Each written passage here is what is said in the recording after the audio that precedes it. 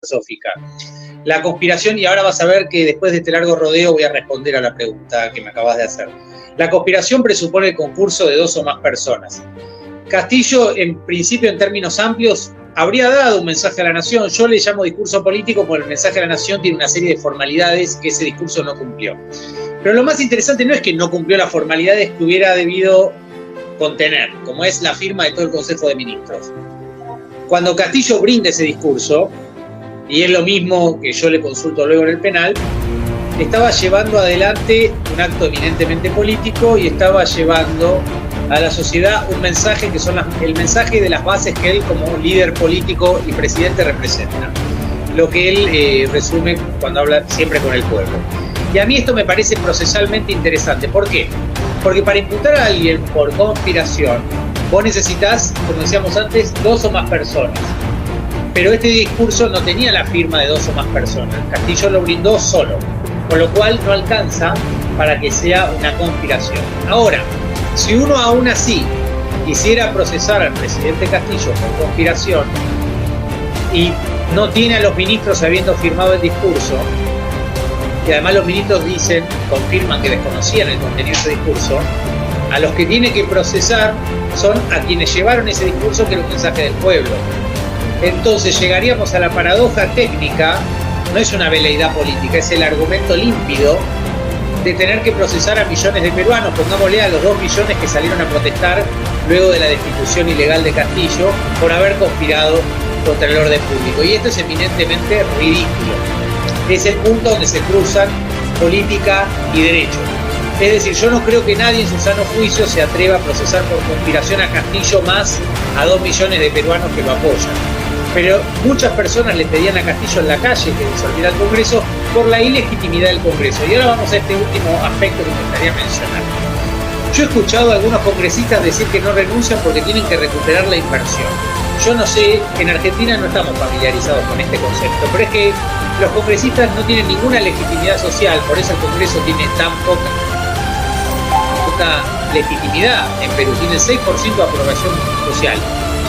Pero los congresistas no renuncian porque ellos dicen que tienen que recuperar la inversión, es decir, que habrían casi invertido en ese escaño. Entonces, más que representantes, son inversores que están comerciando con la función pública. Y esto me parece que es muy serio y lo tenemos que volver a plantear. Cuando Castillo pide una nueva constitución en la Asamblea Constituyente, está pidiendo reformar el orden público, porque ese orden público está viciado de legitimidad en Perú.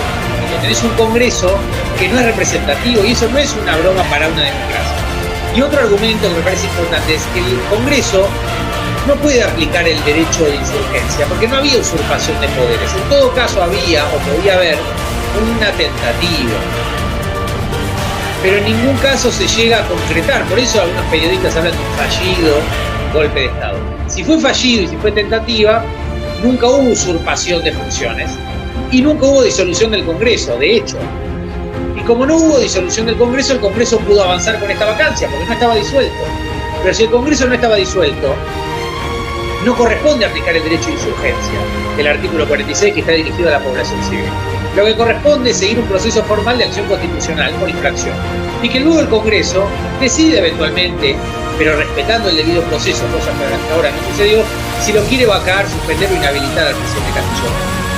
Mi argumento es eminentemente procesal, yo me detengo en el proceso, es decir, si lo quieren hacer que lo hagan, pero que lo hagan bien, y no lo hicieron bien, lo hicieron mal. Y como lo hicieron mal, tenemos que normalizar este proceso, ¿me entiende? Esto es independiente si a mí me cae bien o mal Castillo, si comparto el discurso o no. Yo lo que estoy diciendo es técnicamente en el proceso se vulneraron garantías, no se siguieron los pasos correspondientes para vacar legítimamente a un presidente. No procedía a la vacancia, lo que procedía era la acción constitucional, como dice por ejemplo Raquel Fajardo y algunos constitucionalistas valientes peruanos, con lo cual el primer punto es normalizar este proceso.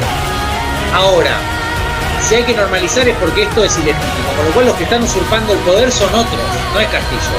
Y precisamente, a partir de esa usurpación, es que se desarrollan las muertes en Perú. A mí me resulta increíble que cada vez que doy una entrevista en algún medio peruano, cada vez que menciono las muertes, las casi 70 muertes que hay en Perú, miran para otro lado. Es como si uno tocara un tema que nadie quiere tocar. De eso no se puede hablar. Hablamos de si Castillo dio el discurso, a qué hora lo dio, si se subió al auto, si a Londra, si esto, si lo otro, pero de los 70 muertos, que es una tragedia que se vive hoy en Perú, nadie dice nada. Y esto es lo más grave. Y eso te demuestra que el golpe en realidad fue el otro, porque los muertos también están siempre de un solo lado. Algunos exministros con los que yo tenía una relación cordial en Perú, una relación académica de hace muchos años, me decían, Guido, primero me decían algo que yo no comparto, me dicen, ¿cómo vas a dilapidar tu prestigio académico defendiendo a Castillo? ¿Qué vas a hacer con tu trayectoria? ¿Estás arruinando tu carrera? Yo tengo la visión exactamente contraria. Para mí es un alto honor poder defender junto a Indira, que fundó la Coordinadora contra el Terruqueo, a un presidente, al primer presidente rural de la historia del Perú. Para mí es el más alto honor que puede tener un abogado en América Latina, es defender a los líderes populares como Correa, como Evo, como Lula, como puede ser Cristina o como puede ser Pedro Castillo en el Perú. Pero otra cosa que me decían es, cuando yo menciono la cantidad de muertos, porque un exministro me decía, qué pena, Guido, ver cómo vos con tu trayectoria académica terminás defendiendo a Castillo. Y yo le decía, pena es tener un gobierno que asesinó a 70 personas. Eso es lo que da pena. No que yo defienda a un presidente. Y me dice esta persona, no, Guido, pero son dos temas distintos. Y la verdad es que no son dos temas distintos, porque los muertos están siempre de un solo lado.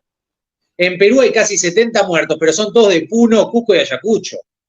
La inmensa mayoría, el 90%, según un estudio de antropología, provienen de las regiones del sur que votaron a Castillo. Entonces no son dos temas separados, porque todos los muertos están siempre del mismo lado. Con lo cual es el mismo proceso político el que está produciendo una masacre en el Perú. Y yo creo que frente a eso, los gobiernos de América Latina no pueden seguir disimulando, callándose la boca, mirando por otro lado. López Obrador o Petro, el presidente de Colombia, con quien estuve la semana pasada, no disimulan, son, a mi modo de ver, junto a Evo Morales y Boric, el presidente de Chile, los que más enfáticamente condenan la dictadura en Perú y defienden la libertad de Pedro Castillo.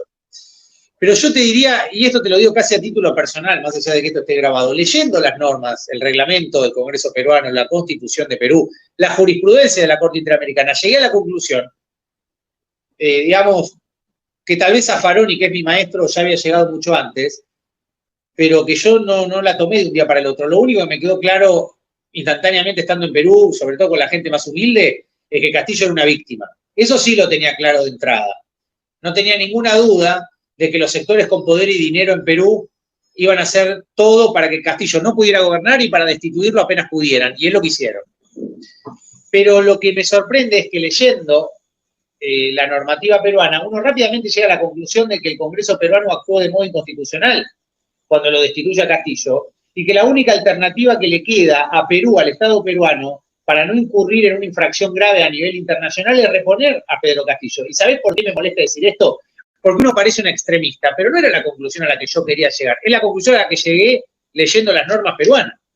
No se me ocurre otra manera de normalizar la irregularidad cometida en el Congreso peruano, que no tiene ninguna legitimidad popular, más que reponiendo a Pedro Castillo y abriendo un proceso como corresponde, con el debido proceso, por acción constitucional, y en todo caso luego sí que el Congreso tome otra medida, después de seguir las normas del debido proceso, pero no sin respetar el procedimiento. Por eso el eje de mi argumento no es de fondo, es lo que se llama derecho de forma o derecho procesal. Procesal penal. Yo creo que fundamentalmente el problema grave acá es que no se siguieron los pasos procesales adecuados para el procedimiento de destitución del presidente Castillo, que era el proceso de acción constitucional. Y que, al no haber estado disuelto el Congreso, no había usurpación. Había en todo caso una tentativa, en todo caso, entonces no correspondía el derecho de insurgencia, el procedimiento a aplicar era otro. Y esto tarde o temprano se va a imponer. Porque tarde o temprano, algún tribunal en América Latina, será la Corte Interamericana, será algún tribunal europeo, va a leer la normativa, va a leer estos argumentos, y va a llegar a la única conclusión posible, que es que el procedimiento contra Castillo fue irregular y está mal interpuesto. Con lo cual, esto es independiente de si uno es de derecha, de izquierda. Yo estoy más cerca del catolicismo que de la izquierda, pero tengo claro que lo que hicieron con Castillo es una arbitrariedad, es una injusticia y está mal procedimentalmente. Y eso es independiente. Si se lo hiciera el presidente diría exactamente lo mismo, ¿se entiende? Yo defiendo los derechos de Castillo, no sus ideas, que me pueden quedar mejor o peor. Pero el problema acá es que los argumentos que se emplearon son incorrectos y los artículos que se emplearon también. Y eso no lo decimos solo nosotros, lo dicen un montón de juristas peruanos que además cada vez más se acercan a nosotros, porque quieren colaborar, nos quieren ayudar, se van dando cuenta que hay fisuras en la detención de Castillo, que hay cosas que estuvieron mal hechas, y yo creo que eso tarde o temprano se va a imponer también en la opinión pública, donde cada vez tenemos más peso.